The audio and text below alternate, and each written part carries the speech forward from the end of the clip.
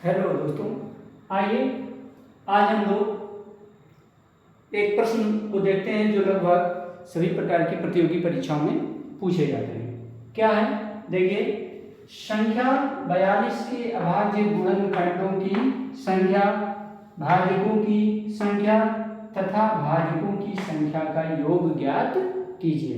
साथियों, मैंने इसमें 3 सवाल एक ही प्रश्न में समाहित किए हैं।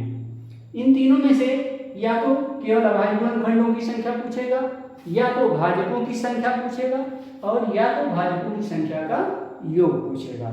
हमने तीनों को एक ही में समाहित करके इसको कर दिया है आपस में। आइए देखते हैं कि तीनों में से कोई भी आए तो उसको हम कैसे ज्ञात करते हैं। आइए देखते हैं क्या पूछ रहा है। संख्या 42 के अभाज्य गुणनखंडों की संख्या। तो क्या करेंगे हम, 42 का हम अभाज्य गुणनखंड कर लेंगे।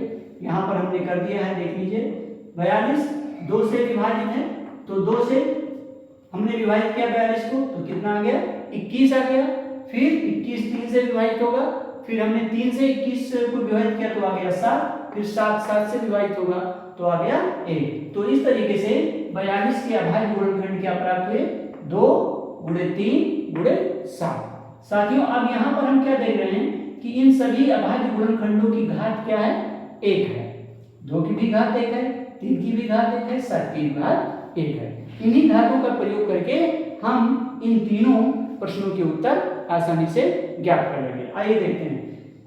तो अभाज्य गुणनखंडों की संख्या ज्ञात करनी है, तो हम क्या करेंगे, ये जो अभाज्य गुणनखंड हमने किए हैं इनकी घातों को आपस में जोड़ लेंगे और जो आएगा वही अभाज्य गुणनखंडों की संख्या होगी।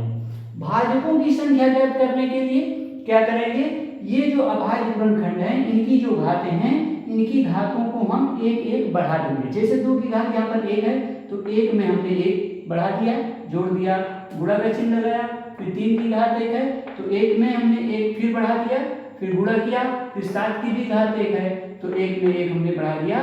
फिर इन सब का जो हमने क्या कर दिया, गुणा कर दिया। 1 1 2 1 1 2 1 1 2, तो 2 × 2 × 2 हो गया। और इस तरीके से 2 × 2 × 2 बराबर 8 हो गया। तो भाजकों की संख्या हमें कितनी मिल गई, 8। अब देखिए, भाजकों का अगर योगफल हमें ज्ञात करना है, यही 42 के भाजकों का योगफल, तो इसके लिए क्या करते हैं, इसी घात का हम प्रयोग करेंगे। क्या करेंगे, ये जो घात है 2 की घात 1, तो क्या करेंगे, 2 की घात में हम 1 बढ़ा देंगे। ये हमने लिख दिया है, 2 की घात 1 + 1 करेंगे, फिर उसमें से -1 कर देंगे, फिर बटा में 2 में से 1, यही 2 - 1 कर देंगे। फिर इसी तरीके गुणा का चिन्ह लगाएंगे। फिर जो दूसरा अभाज्य गुणनखंड है 3, इसकी भी घात को हम 1 बढ़ा देंगे। जितनी घात रहेगी उसका हम 1 बढ़ा देंगे, कहने का तात्पर्य ये है। और फिर उसमें से 1 माइनस कर देंगे और बटा में क्या लिख देंगे, वही जो ऊपर संख्या है जिसकी घात है उसमें से भी 1 माइनस करके बटा में लिख देंगे। फिर आगे देखिए, 7 की भी घात 1 है तो 7 की भी घात को हमने 1 बढ़ाया, -1 किया और बटे 7 - 1 हो गया। अब इसको हमने हल कर दिया तो क्या हो गया, यहाँ पर देखिए 2 की घात 2 आ जाएगा, तो 2 की घात 2 का मतलब होता है 4, और 4 में से 1 निकल जाएगा तो क्या बचेगा, 3। नीचे क्या है, 2 में से 1 घटाया तो 1 आ गया। इसी तरीके से यहाँ पर देखिए 3 की घात 2 हो जाएगा, तो 3 की घात 2 कितना होता है, 9, और 9 में से 1 घटाएंगे तो कितना हो जाएगा, 8, और 3 में से 1 घटाएंगे तो कितना आ जाएगा, 2। इसी तरीके से यहाँ देखिए 7 की घात 2 हो जाएगा, 7 की घात 2 का मतलब क्या होता है, 49, और 49 में से 1 घटाएंगे तो कितना आ जाएगा, 48, और फिर 60 में से 1 घटाएंगे तो कितना हो जाएगा, 6, और फिर इसको हमने सॉल्व कर दिया तो कितना आ गया, 96। अर्थात संख्या 42 के जो भाजक होंगे, जितने भी भाजक इसके होंगे उन सबको जोड़ने पर कितना आएगा, 96।